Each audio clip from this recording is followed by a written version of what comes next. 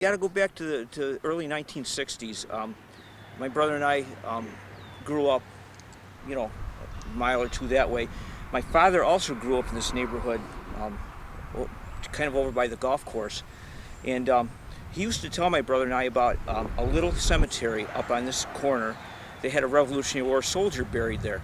So, of course, being young boys in the 1960s, curious, we come up here looking for it. But by then, the house was here. This house was built in 1960.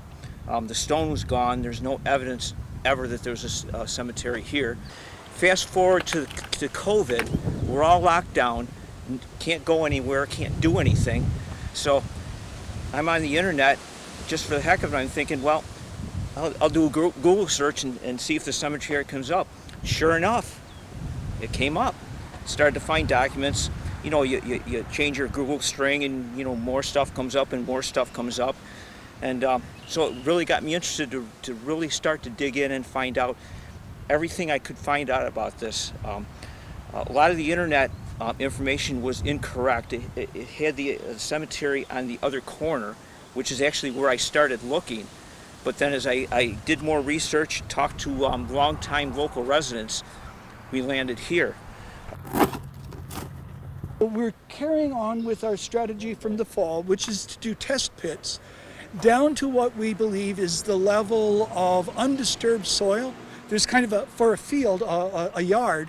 The stratigraphy here is actually a little more complex than you might imagine.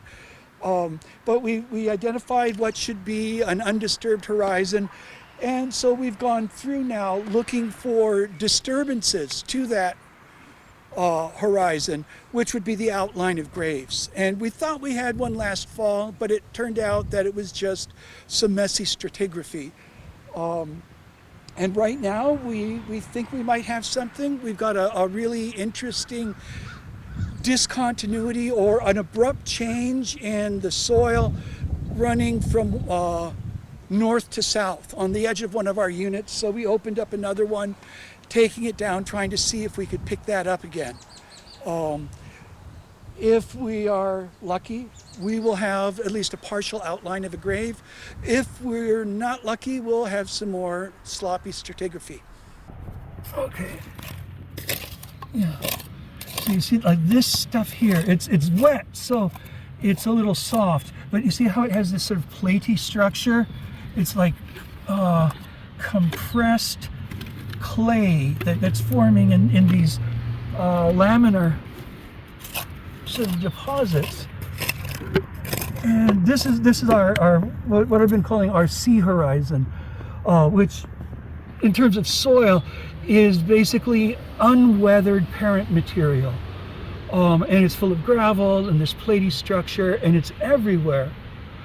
But over here in the side of the unit, we saw an intrusion. There was like this vertical line going down where it was gray on one side and this sort of orange color that we get above the sea horizon on the other. But it didn't continue. So I don't know what's going on. They're making us earn our keep for sure.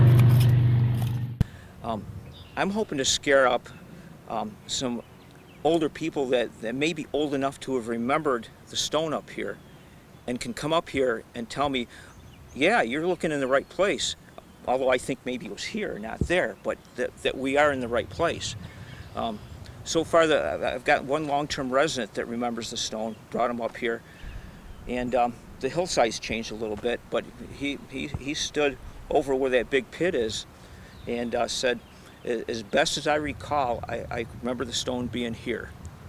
I even found a couple of relatives of the people that are buried in here, don't live in the area, but were here looking for it themselves back around, I think around 2007. So started talking to them, started to collect some of the family information that they had.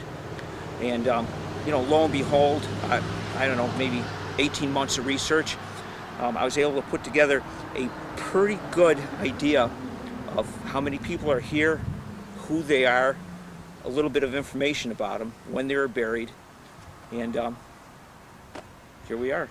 I've been here since the beginning, back in like September, October for the first dig. the first few times we were just mapping out using a laser theodolite to map out the area.